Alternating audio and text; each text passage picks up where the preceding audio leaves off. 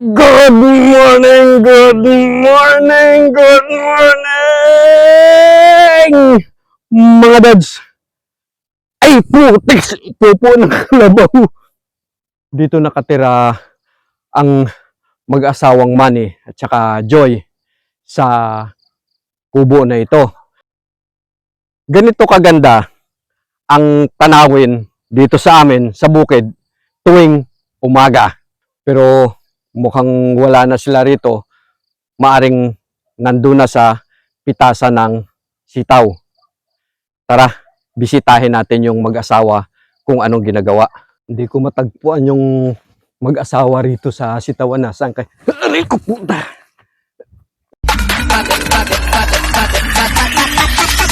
Holy moly, moly, moly.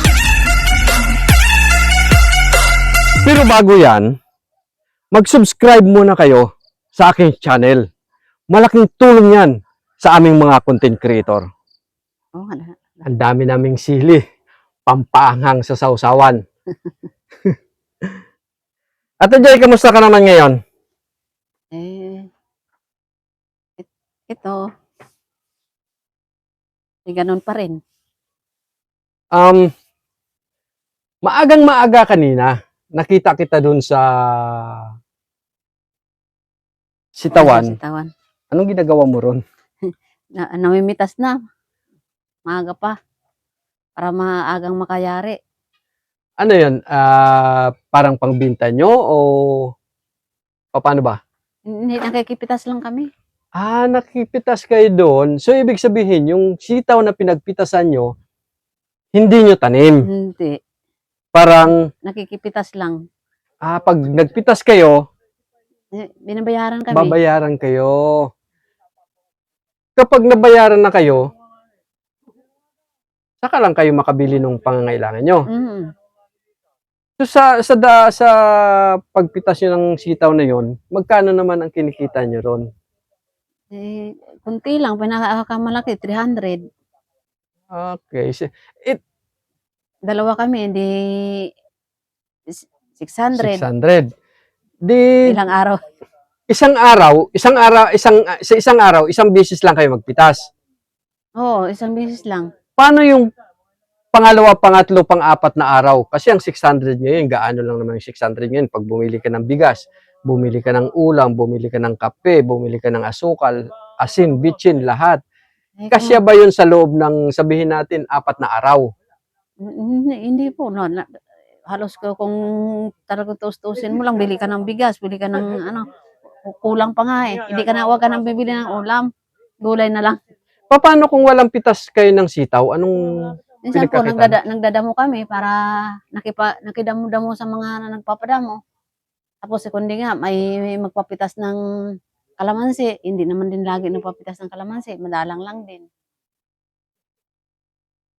Pero nakita ko kanina, nandun kayo sa anong ginagawa niyo doon? Parang may mga binubunot kayo na damo doon, tsaka Nagdadamo kami ng aming mga tanim-tanim na konti. So ibig sabihin, mayroon talaga kayong tanim. Oo. Yung na yon, yung Oo, nagtanim-tanim lang kami ng konti. Wala kami matanim naman malaki. pero nakita ko maliliit pa eh. Ilang buwan pa yun bago nyo mapakinabangan. Kulang pa 2 buwan. Paano yung kinikita? Paano yung pangangailangan nyo sa loob ng 2 buwan kung hindi pa kayo kumikita doon sa tanim nyo na yun? Ayun nga po, dati naranasan namin kumain ng saging pag walang talaga. Hapunan saging, tanghalian saging. Tapos ang ulam wag mo nang isipin kung ano ulam kasi naduduwal-duwal ka nakakain ng gulay para mabuhay. Pero kung yung tanim nyo na yun, pag nagbunga na yun, siguro makaka-recover na kayo. Sana lang makaka-recover sana kami. O magkaroon man lang ano-ano man lang sana. Mga Dodds, si Manuel kasi at saka si Ate Joy, ito yung kanilang tahanan. Ito yung kubo nila. Ito yung bahay nila. So, ang kailangan talaga nila dito, malagyan ng bubong yung kanilang kubo para naman sila ilayo sa yung tulo ng ulan ba pag nagtag-ulan. Tapos yung ditong dingding, kailangan din nila pang takip dito sa dingding. So paano yung tubig nyo dito, Ate Joy? Ano to? Parang ang hirap ng tubig dito, ang layo. Sa sapa po kami umiigib. Sa sapa kayo kumukuha. Di ba? Di marumi din yung sapa. Gumawa-gawa kami ng balon doon. Ang pangpaligo namin at saka panglaba dahil sa sapa. Ang iniinom namin, yung ginawa-gawa naming balon. Hindi nyo na pinakukuluan. Hindi. Hindi ba kayo magkakasakit? Ibig sabihin, mag-ano yung tiyan nyo doon Nilalagay lang muna namin doon sa isang lagayan. Tapos pag tumiktik na, saka na namin aahon uli at saka ilagay sa ibang lagayan. So, mga kababayan, ganun kakomplikado ang buhay nila dito sa lugar na ito. Kapag walang pitas, walang kita. Kapag walang nagpapadamo, walang kita. Walang nagpapapitas ng kalamansi, walang kita. So, imagine niyo 2 buwan pa bago mapitas yung bunga ng kanilang tanim. Ano pa yun? 50-50 pa yun. Hindi natin alam kung magbunga nga ng maganda o hindi. Lalo na ngayon, tag-araw. O ngayon, tag-araw. Tapos wala naman silang water pump para patubigan yung ano na yun, yung mga tanim na yun. Yun talaga ang problema namin. Kailangan pipinggain namin galing din sa sapa para idilig doon isa-isa. Pipinggain, ibig sabihin, sasalukin nyo sa sapa, tapos didiligan nyo isa-isa yung puno. Oo. Ganun ka-komplikado.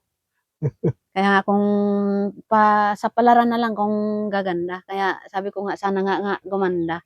Di, pang ano lang to, pang umpisa ng pagtitinda. Subok-subok muna, konti-unti. Hanggang sa makilala ron sa pwesto namin. At least, makikilala ng mga tao na meron ng tindahan ng gulay dun sa amin. Hindi na sila tataas pa dun sa malayo-layo. Meron na sa malapit-lapit. Ano yan, bibilhin mo lahat? Hindi, konti-konti lang muna kasi bago lang, umpisa pa lang. Mahirap din kasi masyadong bumili ng napakaramit. Masasayang kung hindi maubos. Paano yan? Naghalo yung mahahaba at yung maiksi. Ano yan? Pipilian pa. Oh, pipilian pa ito. Bago pipiliin niyo may mga reject, may mga goods. Siyempre, bebenta natin yung mga goods para hindi tayo masira sa bibili. Manuel, ang daming sili na binigay mo sa akin at tama-tama to sa usawan doon sa bibilhin kong tuyo mamaya. Oo nga. Kaya Manuel, kamusta ka naman? Ito. Medyo hindi pa rin maayos eh. Kamusta yung pagpitas nyo ng sitaw nung nakaraang araw? Nung nakarang araw naman, medyo maganda naman ng pagpitas. Medyo nakakaano-ano rin yung Kumita rin kahit papaano ay paano may lang. pang gastos-gastos din na pang bili-bili ng mga kailangan sa araw-araw. Pambili namin dito sa bahay, tinitira namin na kubo. Paano yan? Sabi kasi ni Ate Joy, nakikipitas lang kayo ng sitaw. Doon lang kayo kikita. Paano pag walang pitas ng sitaw? Yun nga ang problema. Wala kami ibang income. Pagka wala kaming nagpapapitas, walang nagpapadamo, o ibang nagpapaano rito, wala, tambay. Tambay sa kita. Walang pambili mo lang ng kahit ano. So, wala ba talaga kayong lupa na sarili nyo yung tataniman? I mean, ibig ko sabihin, lupa na inuupahan nyo o ano tawag to? Inuupahan para taniman nyo ng sarili nyong gulay para naman kahit papaano kumita ng maganda-ganda. Sa ngayon, wala pa eh. Nakikitanim-tanim lang na dyan sa mga ganito lang. Sa ngayon, wala pa. So, nakita ko kasi kanina, meron kayong kinakalkal doon, meron kayong inaano doon. Ano ba yun? May tanim kami rin na kaprasong okrahan. Ang sistema nga medyo matagal pa yun eh. Oo nga, kasi nakita ko medyo maliit pa lang, mababa pa yung ano. Oo. Mga ilang buwan pa kaya yun? Mga 2, 3? Ayun, pinakamababa nun. Nasa 2 bago ka umani ron. Ano pang ibang tanim nyo ron? Tanim kami okra, tanim kaming kaprasong upo. Upo naman, hindi pa rin tumutubo. Medyo kulang pa sa basa. Kailangan anuhin nyo pa yun. Mag-igib pa kayo para diligan yun. Medyo So, sobrang trabaho. matrabaho. Bababa pa kami dun sa may sapa. Tapos kukuha kami ng tubig doon namin pa didilig. Hindi ibig sabihin, pag tumubo na yung ano yun, pag tumubo na yung upo na tanim yun, lalagyan nyo siya ng tulos, lalagyan nyo ng balag. Hindi na kasi wala kaming panggastos eh. Ano lang, yung gapang lang. Pagapang lang sa ano, pagapang Oo, lang sa lupa. Hindi ba siya hindi ba masisira yung bunga kasi gumagapang sa lupa, madaling kapitan ng mga alam mo na pang naninira ng bunga. Sa panahon naman natin ngayon, hindi naman. Medyo patagaraw na eh. Mm. Kanina habang namimitas kayo ng sitaw, parang hindi kayo kontento dun sa napitas yung sitaw, parang kakaunti. Bakit? Oo, kasi ano pagka konti lang ang napitas mo, siyempre yung bayad nun, konti lang din. Konti lang din. Kailangan mas marami kayong napitas, medyo mas maganda rin ng bayad. Paano yung pinipitas nyo na yun? Doon na rin kayo kumukuha sa yung bayad sa inyo sa pagpitas, doon na rin kayo kumukuha ng pambili nyo ng, sabihin natin, pambili ng pagkain nyo. Oo, dun nga. Yung lahat ng pangangailangan namin dito sa aming kubo, na tinitira natin, doon namin galing. Kailan kayo, binayaran na kayo ngayon nung Ay, napitas nyo? wala pa. Bakit? Ang bayad nun mamaya pa, pagdating yung biyahero. Mamayang hapon? Oo, mamayang hapon pa. Paano kung sabihin natin wala kayong pambili pa ng pagkain, di mamaya pa kayo makabili ng pagkain kung anong oras darating yun? Oo, yun nga. Yun lang. Mamaya pang kain, mamaya pa luto. Talagang tiis. Oo, magtiis lang muna. So mga kababayan, si Kuya Manuel, siya yung nagtatanim din ng gulay. Kailang wala pa silang lupa na maupahan para sa pagtanim ng gulay. Yung dati nilang tinataniman, sila naman ay pinaalis dahil yung caretaker doon, parang siya na rin ang nagtanim nung tinataniman nila. So ngayon dito, nung lumipat sila, panibagong buhay na naman, panibagong sapalaran. So yung tanim nila, hindi pa gaano tumutubo. Mag-aantay pa ng mga ilang panahon para tumubo yung yung gulay.